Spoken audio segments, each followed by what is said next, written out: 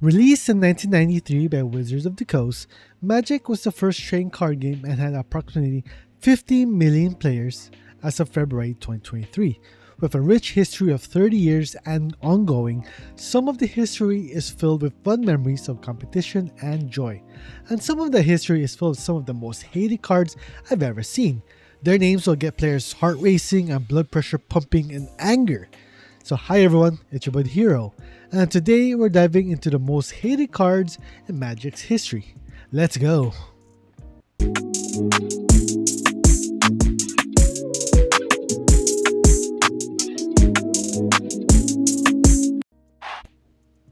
First up, we have Counterspell, a classic blue card that's been around since the beginning. It's simple, 2 blue mana to counter any spell. Players hate it because it shuts down their big plays and can be used in almost any blue deck.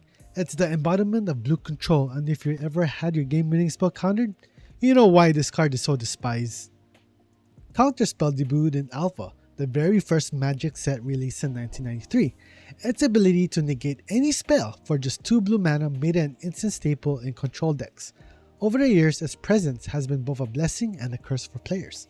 On one hand, it offers strategic depth, on the other it will cause countless moments of frustration when your key spell gets countered. I remember one game where I was about to cast my big finisher only to get it countered. The look in my face, pure agony. Despite being reprinted in numerous sets, Counterspell remains a card that players love to hate. Next, we have Stasis. This card is the bane of every player's existence. It keeps all permanents from untapping, essentially locking down the game. Combined with cards that allow you to bypass the upkeep cost, it can create an unbreakable lock. It's no fun for anyone except the player using it, and that's why it's so hated. Stasis was also introduced in Alpha. Like many other notorious cards, its ability to halt the game can turn a dynamic match into a slow grind. Players have used Stasis in combination cards like Kismet and Sarah Angel to maintain the lock while slowly grinding out a win. The oppressive nature of Stasis strategies has led it being a card that players remember with a mix of awe and anger. I once faced a Stasis deck where every turn felt like an eternity. It's as if time itself has stopped and all I could do was watch my opponent slowly take control. Moving on, we have Armageddon. 4 mana to destroy all lands. If you enjoy having mana to cast your spells, this card is your worst nightmare. It sets everyone back to square one and can be a game ender if played at the right moment. Land destruction has always been a sore spot for many players, making Armageddon one of the most reviled cards in Magic. Armageddon, another card from Alpha, its devastating effect of destroying all lands has made it a staple in aggressive and control decks alike. The idea is simple. Play Armageddon when you have the board advantage and opponents are left helpless. Over the years, it has been less play due to its harsh nature, but still evokes strong reactions from players who have faced it. I recall a game where my friend played Armageddon just as I was about to stabilize. All my hopes were dashed in an instant. It felt like a punch to the gut. Then, we have Winter Orb. Similar to Stasis, this card limits each player to untapping only 1 land per turn. It's another card that slows the game to a crawl and frustrates everyone except the controller. When combined with cards that let you bypass its effect, Winter Orb becomes a nightmare scenario. Its ability to slow down the game has made it a tool for control and prison decks. Players have paired it with cards like Icy Manipulator to ensure that lands untap while their opponents remain stuck. The psychological toll of playing against Winter Orb is immense, and it's a card that has left its mark on many Magic players. Next up is Blood Moon. I hate Blood Moon, which is another infamous card. Turning all non-basic lands into mountains can completely wreck certain deck strategies. It's a cyber staple that can single-handedly win against greedy mana bases. Players hate it because it often feels like I win button with little counterplay if you're not prepared. Blood Moon was first printed in the dark back in 1994. Its ability to shut down non-basic lands has made it a powerful cyborg card in various formats.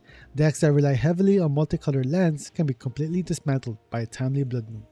Its impact is so profound that players have learned to either prepare for it or suffer the consequences. I remember a tournament match where my 3-color deck was completely shut down by Blood Moon. All I could do was watch as my opponent took control of the game, 1 mountain at a time. Now let's talk about Emerakul, the Iron's Thorn. This Eldrazi Titan is nearly impossible to interact with, and once it hits the battlefield, it usually means game over. This card was introduced back in Rise of the Eldrazi in 2010. Its staggering 50 mana cost is offset by its game-breaking abilities. When it enters the battlefield, it gives you an extra turn and has protection from colored spells, making it extremely difficult to deal with. Hull Breacher is a more recent addition to the Hull Infamy. Hull Breacher was printed in Commander Legends in 2020. Its ability to deny opponents card draw and generate treasure tokens for you made incredibly powerful in multiplayer formats. It quickly became a staple in blue decks, leading it to its banned commander due to the oppressive nature of its effect. Hull Breacher's short-lived reign of terror left a lasting impression in the community. Finally, we have Tinker. This card is so powerful it was banned in most formats. Tinker was first printed in Urza's Legacy in 1999. Its ability to sacrifice an artifact and search your library for any artifact card and put it directly into the battlefield has made its cornerstone of some of the most infamous combos in Magic history. The potential to bring out cards like Blightsteel Colossus or Darksteel Colossus was cemented Tinker's reputation as one of the most broken cards ever printed. I'll never forget the time opponent tinkered out Blightsteel Colossus to turn 3. The game was essentially over before it even begins. Next, we have Smokestack, which was introduced in Urza Saga in 1999. It's a centerpiece of a stacks decks which aim to disrupt and deny resources to opponents. The cumulative upkeep cost of sacrificing permanents quickly spirals out of control, creating a game state where players are left with nothing. One of the most infamous moments with Smokestack was during a tournament where a player was left with no lands, creatures, or artifacts, effectively ending the game in the most grueling way possible. Sundering Titan is another card that has earned its place on the list. So, it was first printed on Darksteel in 2004. Its ability to destroy lands upon entering and leaving the battlefield has made it a go-to card for decks looking to disrupt their opponent's mana. The sheer devastation it causes, especially in multiplayer games, has left many players frustrated and unable to recover.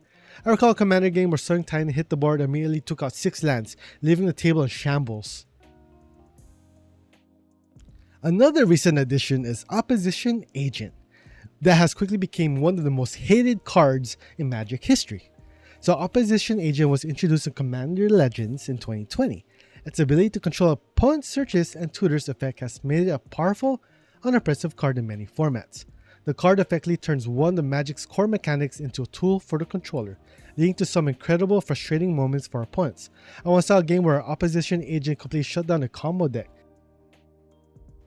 And there you have it, folks, the most hated cards in Magic the Gathering history. Whether it's countering spells, locking down the game, or outright winning on the spot, these cards have earned their infamy. What do you think? Did we miss any cards that should be on the list? Let us know in the comments below. So don't forget to like, subscribe, and hit the notification bell for more Magic the Gathering content. I'm Dahero. I'll see you soon in the next video. Happy gaming.